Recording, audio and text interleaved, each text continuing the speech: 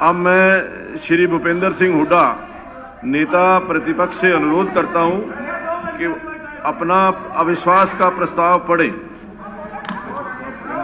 अध्यक्ष महोदय, मेरे को बाकी आगे कागज दो। अविश्वास प्रस्ताव को प्रस्तुत करने के लिए खड़ा हुआ हूं। मैं इसकी चर्चा करूं उससे पहले दिल्ली बॉर्डर पे 250 किसान जो शहीद हो चुके हैं। मेरा ये कहना है कि पहले आप प्रस्ताव जो है पढ़ दीजिए, जो आपने प्रस्ताव रखा है।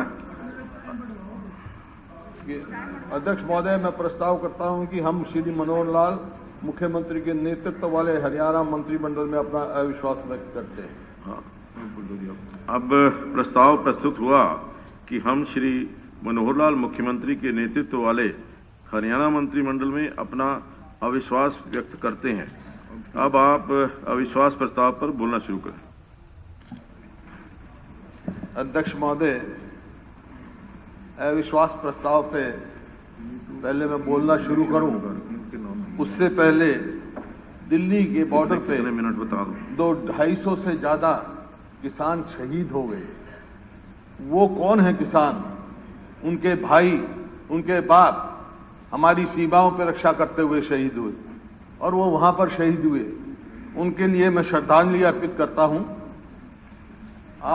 मैंने शोक प्रस्ताव में ये रखा था, लेकिन मैंने अखबार में ये पढ़ा कि आपने उनके नाम नहीं डाले। हालांकि सबके नाम मैंने टेबल किए थे।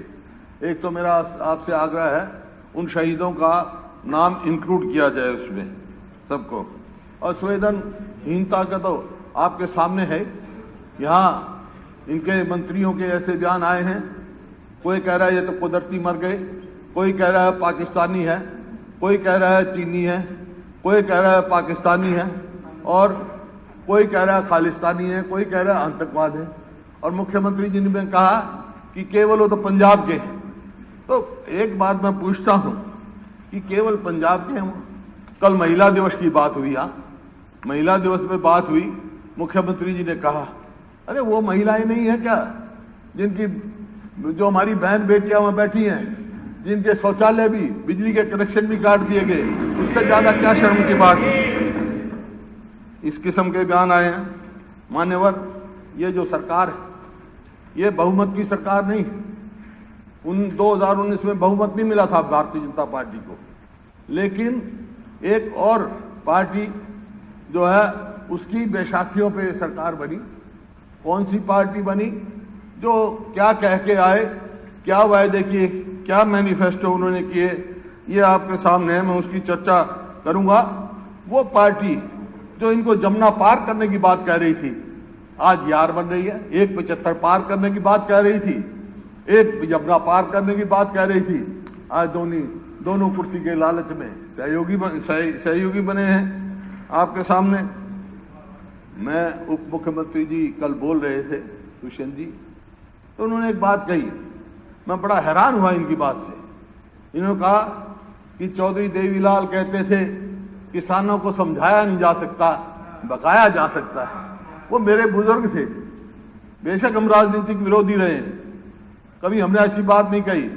क्या आप उन्हीं के उस पर चल रहे हैं? जितना बहकाने का काम किया है, जो आपके मैनिफेस्टो में आया है, सब बहकाने उन्हीं की पत्तियों पे चल रहे हैं क्या? मैं आपके इनसे पूछना चाहता हूं, उन्हीं का पालन कर रहे हैं?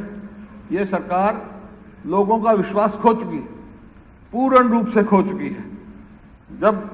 जब ये गांव में हलकों में नहीं जा सकते और हेलीकॉप्टर लेके कोई कैमरा में जाता है, वहां हेलीकॉप्टर लैंड नहीं किया जाता। कोई हेलीकॉप्टर लेके चौटाला में जाता है, ना उचाना में जाता है, वहां हेलीकॉप्टर नहीं लिया जाता।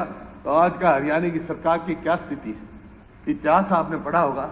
अध्यक्ष महोदय, इसकी तुलना मुगल का जो आखिरी शासक था शाह आलम की सरकारों से किया जा रहा है। सल्तने शाह आलम अज दिल्ली ता पालम, मतलब दिल्ली से पालम तक ही जा सकते थे वो, वैसे शाह आलम थे। तो आज सरकार की स्थिति है, सरकार मनोहर का सिलसिला आज चंडीगढ़ तक पंचकुला, मतलब 26 तारीख को झंडा फहराने पानीपत नहीं जा सके, वो पंचकुला जाके फहराया। ये स्थिति आज सरकार की है। अरे रोम जल रहा है और निरूबासी बंसरी बजा रहा है, ये स्थिति आपके सामने है। देखिए, प्रजातंत्र में वाद विवाद, संवाद, समाधान, ये तरीके होते हैं। अध्यक्ष महोदय, हम एक प्राइवेट मेंबर बिल लेके आए, आपने उसको रिजेक्ट किया। मैं पूरा सम्मान करता हूं आपका। आपने उसको रिजेक्ट किया किस बात के लिए कि ये कृषि कानून का जिक्र किया है, ये केंद्र का विषय है और इनका स्टे हुआ है, आपके एम्स ऑब्जेक्ट में लिखा हुआ है, ये लिखा है। लेकिन जो बिल का बॉडी जो है उसमें वो they were not part of bill body. Bill body में क्या था? बॉडी में एक ही था जो एमएसपी, ये भी कह रहे हैं, हम भी कह रहे हैं, यही था कि एमएसपी से कोई भी कॉन्ट्रैक्ट फार्मिंग करे तो या कोई खरीदे, एपीएमसी में अमेंडमेंट लाना था, उसको सजा का प्रावधान हो, यही तो थी एमएसपी की। आपके बहुत सारे साथियों ने कल ये कहा, इनके जेजेपी के विधायक ने कहा कि एमएसपी होना चाहिए। प्राइवेट मेंबर हम लेके आए थे आपके सामने। देखिए अध्यक्ष महोदय, मैं जो है आज कृषि कानूनों की बात नहीं करूंगा, क्योंकि उनकी बात करते ही तो ये कहेंगे तो सेंट्रल एक्ट है। ठीक बात है, सेंट्रल एक्ट की मैं बात नहीं करूंगा। हालांकि एग्रीकल्चर स्टेट लिस्ट में था, अब बदल गया एग्रीकल्चर की डेफिनेशन, उस बात के चर्चा में मिल जाता है। लेकिन तकलीफ मेरे को किस बात की है? आज हरियाणा का किसान क्यों बैठा है? आज क्यों सबसे ज्यादा तकलीफ में, क्यों मेरी बहन बेटियां वहां बैठी हैं? ये किसान अकेले हरियाणा से नहीं है, पूरे देश के किसान उत्तराखंड, मध्य प्रदेश, उत्तर प्रदेश, राजस्थान, पंजाब से आके दिल्ली बॉर्डर पे बैठे हैं, लेकिन किसी ने रास्ते में रोकने का काम नहीं किया। इस सरकार ने, हरियाणा सरकार ने सर्दियों में वाटर कैनन, पीपली में लाठीचार्ज, आंसू गैस, जो सड़क बनाने का काम करते हैं, सड़क खोदी गई। ये केवल हरियाणा सरकार के सिवाय किसी ने नहीं किया। इस वास्ते आज ये सरकार जो है बिल्कुल लोगों का विश्वास खो चुकी है। मतलब पुलिस को बांस की लाठियों की जगह लोहे की लाठियां दी गई।